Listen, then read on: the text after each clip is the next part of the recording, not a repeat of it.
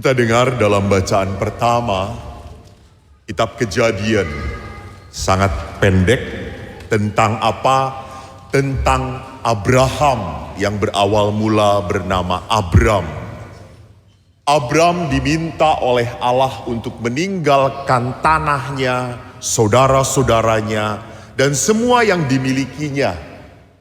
Dan ingat, Abram bukan orang miskin, ia orang kaya, ia orang yang sangat makmur, ia orang yang mapan,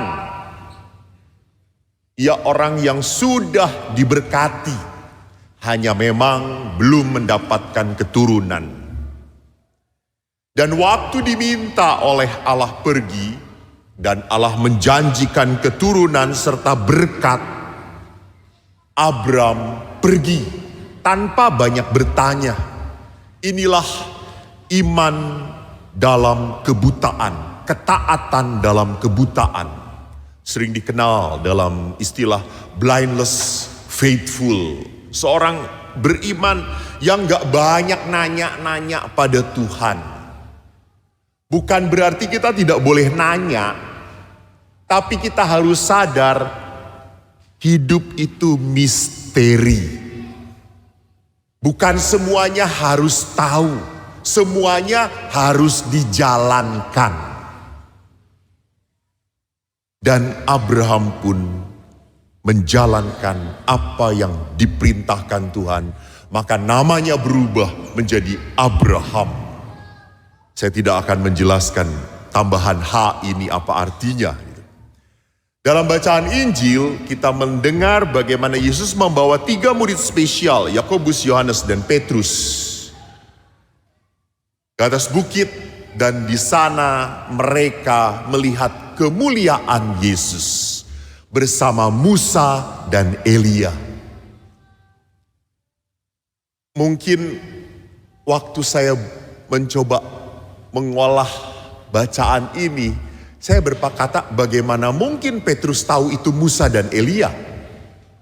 Toh Petrus belum pernah ketemu. Toh mereka tidak pakai tulisan di dadanya, saya Musa dan saya Elia. Lalu apa yang membuat Petrus menangkap ini Musa dan Elia? Karena memang pertama karya Roh Kudus, dan kedua memang mereka adalah nabi-nabi besar yang sangat dihormati di dalam tradisi Yahudi. Dan Petrus tahu. Dan kita lihat kenapa Musa bukan Abraham. Abraham kan bapa para bangsa. Kenapa Elia? Musa adalah representasi wakil dari hukum Tuhan. Ingat, 10 perintah Allah dasar hidup orang Israel diterima oleh mereka melalui Musa. Maka Musa itu dasar dari kehidupan supaya kamu menjadi umat Tuhan dan Tuhan Allah Yahweh menjadi Allah kamu. Ini ikatan lewat 10 perintah Allah. Maka Musa besar sekali. Elia nabi yang dahsyat. Dia banyak membuat mujizat. Bahkan Elia perginya pun diangkat oleh kereta berapi. Dan Elia kata-katanya amat sangat tajam. Dia berani menghardik kejahatan orang-orang Israel di saat mereka hidup di luar perintah Allah. Maka Elia diangkat sebagai sosok kenabian yang besar. Lalu Yesus siapa? Kan pertanyaannya, Musa itu hukum, Elia itu nabi, Yesus siapa? Langsung Allah ngomong sendiri, dialah putra yang kukasihi, kepadanyalah aku berkenan, dengarkanlah dia. Jadi kepada para rasul 3 wakil ini Allah mewartakan dengan kekuatan firman-Nya, ini anakku, aku berkenan pada dia. Artinya berkenan itu apa? Semua tindakan Yesus, semua ajaran Yesus diiyakan oleh Tuhan, dibenarkan oleh Tuhan. Maka Tuhan berkata, dengarkanlah dia. Saudaraku, inilah peristiwa yang disebut di dalam istilah gereja transfigurasi.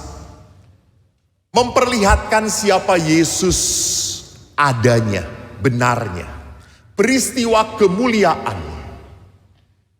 Ini untuk menunjukkan kepada para rasul supaya nanti pada saat Yesus menderita, jangan kehilangan iman mereka ini. Walaupun kenyataannya para rasul juga kehilangan iman. Setelah Yesus ditangkap, mereka kebingungan. Mereka melupakan peristiwa kemuliaan. Dan peristiwa kemuliaan ini membuat Petrus ingin berlama-lama. Kita dirikan 3 kemah. Saya tertarik memasukkan konteks transfigurasi dengan konteks transubstansio yang ada di dalam perayaan Ekaristi. Karena ini penting. Mungkin beberapa umat Katolik entah belum pernah mendengar, entah sudah lama mendengar, saya ingatkan kembali. Apa itu transubstansio dalam Ekaristi? Katekismus Gereja Katolik artikel 1375 mengatakan transubstansio adalah perubahan substansi dari roti menjadi tubuh Kristus, dari anggur menjadi darah Kristus, dan itu terjadi karena sabda Tuhan dan karena kuasa Roh Kudus melalui imam dalam konsekrasi. Jadi pada saat imam mengatakan tubuh Kristus, ini benar tubuh Kristus. Walaupun Anda melihatnya secara materi, materinya roti. Tapi substansinya, asalinya, kebenarannya adalah tubuh Kristus.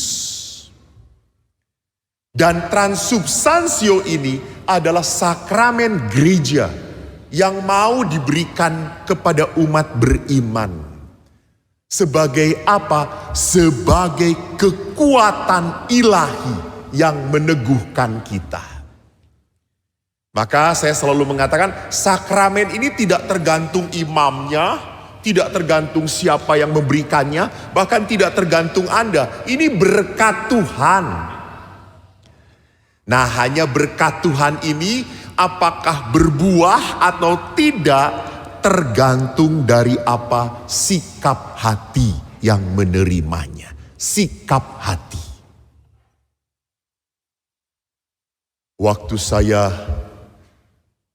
ke Singkawang mengadakan KRK Kebangunan Rohani, saya membawa adorasi sakramen Maha Kudus, monstran, saya bawa berkeliling.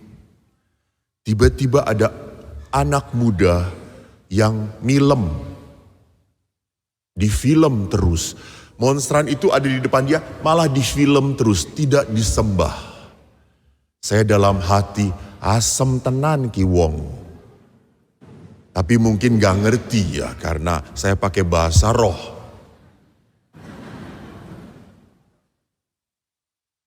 Lalu lihat orang itu memperlakukan hal yang kudus tidak sebenarnya, tidak dengan iman dia, tidak dengan kesungguhan.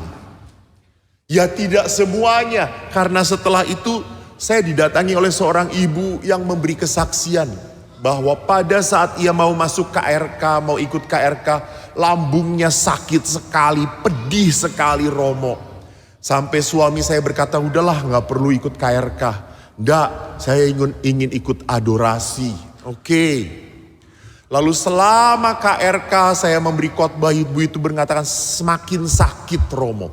Seperti lambung saya ini dipelintir.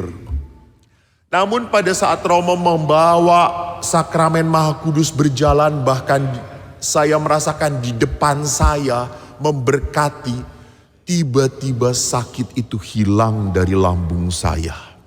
Saya tidak minum obat apapun. Lah kok bisa ya Romo? That is the power of God. Sikap iman ibu itu yang membuat berkat melimpah. Maka syukur pada Allah, pada hari ini 105 bapak-bapak akan dilantik menjadi prodiakon. sikap iman mereka. Walaupun dari 105 ini 100 terpaksa.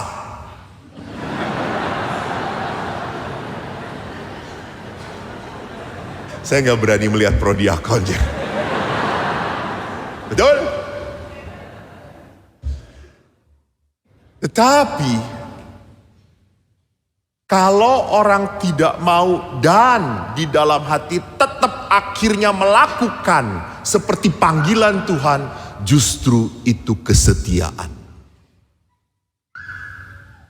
Banyak yang mau, banyak juga. Tetapi jangan-jangan menjadi sombong. Justru yang tidak mau, yang setengah hati, yang kadang-kadang gak punya hati, dan Anda diangkat, dijadikan, sekali lagi Anda melawan kemalasan Anda. Anda melawan ketidakmampuan Anda karena Anda diangkat oleh Allah sendiri. Anda diberkati oleh Allah sendiri. Maka umat yang terkasih, mari kita doakan para prodiakon ini. Kalau setiap bulan mendoakan para imam, Anda pun harus mendoakan para prodiakon. Supaya semakin rendah hati. Semakin tidak mudah menyakiti umat. Semakin jangan sampai prodiakon ini menjadi polisi di tengah-tengah umat gereja ini. Salah sedikit ditegur. Bapak siapa? Prodiakon. Dan macem-macem. Prodiakon. No. Prodiakon diangkat untuk menjadi pelayan, perpanjangan tangan Tuhan. Maka Bapak-bapak prodiakon, terima kasih untuk ketidaksediaan Anda dulunya. Tetapi toh akhirnya kita bersama-sama berkata, dengan bantuan rahmat Tuhan, saya bersedia. Itulah tanda kerendahan hati. Itulah tanda bahwa saya bisa seperti ini dan mampu melaksanakan tugas saya semata-mata karena karya kasih Tuhan.